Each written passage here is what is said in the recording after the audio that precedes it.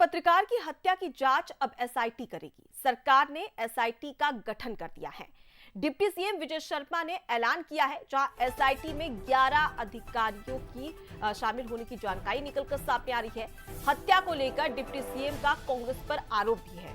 Deputy CM ने कहा कि हर घटना में कांग्रेसी क्यों शामिल होते हैं, राज्य की छवि बिगाड़ने में यहां कांग्रेस काम कर रही है, ये यहां पर डिप्टी सीएम की ओर से कहा गया है। तो एक और एसआईटी में 11 अधिकारियों के शामिल होने की जानकारी यानी कि एसआईटी गठित कर दी है, जो कि जांच करेगी इस पूरे हत्याकांड को लेकर। तो दूसरी ओर अब सियासत भी देखने को मिल रही है, क्योंकि जिस प्रकार से जो आरोपी है और उसकी तस्वीर निकलकर सामने आई थी पीसीसी चीफ दीपक बैज के साथ में, उसके बाद सवालों के घेरे में अब कहीं ना कहीं यहाँ पर तमाम जो कांग्रेस नेता है वो भी, उन पर भी सवाल उठाए जा रहे हैं।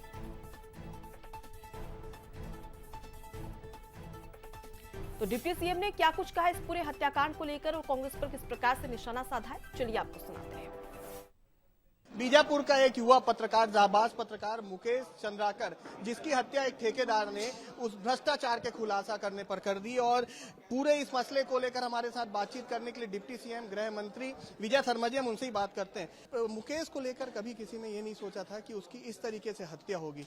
आपने भी बताया कि उसके साथ आपके संबंध कहते थे, आप उससे भी सुझाव लेते थे कि नक्सल क्षेत्र में किस तरीके से काम हो रहा है और क्या करना चाहिए। यानी कि लाल आतंक और सरकार के बीच बहुत ही सामर्थ्य के साथ काम करने वाले मुकेश जी मेरे बहुत मधुर संबंध उनसे थे, और बड़ा ही अपूर्णीय क्षति जैसा बस्तर के लिए भी हुआ है।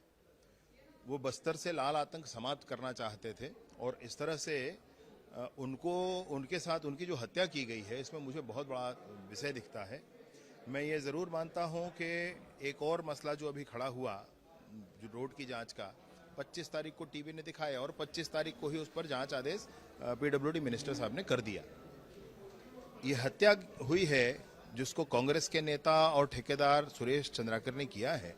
उसके ठीक बाद पुलिस ने कार्यवाही करते हुए 3 लोगों को गिरफ्तार किया, उनसे बातचीत की जा रही है।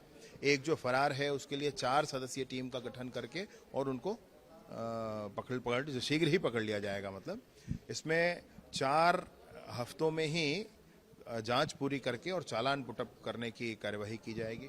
स्पीड ट्रायल करा करके और इस कोर्ट से निर्णय लिया जाएगा। आपने एसआईटी का भी गठन किया है और लगातार कांग्रेस के ऊपर आपने सवाल खड़े किया है कि जितनी घटनाएं हुई हैं अभी तक, चाहे बलौदा बाजार की घटना हो, सूरजपुर हो, उस पर भी आपने सवाल खड़े किए। केजी की घटना में आप देख लें, इस पर भी कांग्रेस के नेता जो जिले के प्रभारी थे उनकी भी नियुक्ति अक्टूबर में की गई थी, 2023 में की गई थी।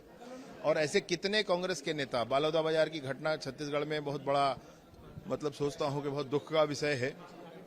तो बलौदा बाजार की घटना में कांग्रेस के नेता जेल में, उसमें तो कांग्रेस के एक विधायक भी जेल में, जिनकी लोअर कोर्ट से भी जमानत खारिज हो गई और हाई कोर्ट से भी जमानत खारिज हो गई। जितने भी प्रकरण आप ऐसे देखेंगे उसमें भाई स्पष्टता जो दिखता है, सो मैं कह रहा हूं आपसे, मेरा कहा कुछ नहीं है, बहुत स्पष्ट। मीडिया से भी ये बात सामने आती है कि कांग्रेस के नेता इसमें लिप्त हैं, उसमें लिप्त हैं, ऐसा हो रहा है। सरकार और बस्तर में जो नक्सल लाल आतंक खत्म करने का काम हो रहा था, उसके लिए भी एक अपूर्णीय क्षति है। उसके साथ ही साथ उन्होंने कांग्रेस को भी आड़े हाथों लिया है और कहा है कि इस तरीके की जितनी घटनाएं हो रही हैं उसमें कहीं ना कहीं कांग्रेस के कार्यकर्ता और नेता शामिल हैं। कैमरामैन मनीष के साथ गौरव शुक्ला, बंसल न्यूज, रायपुर।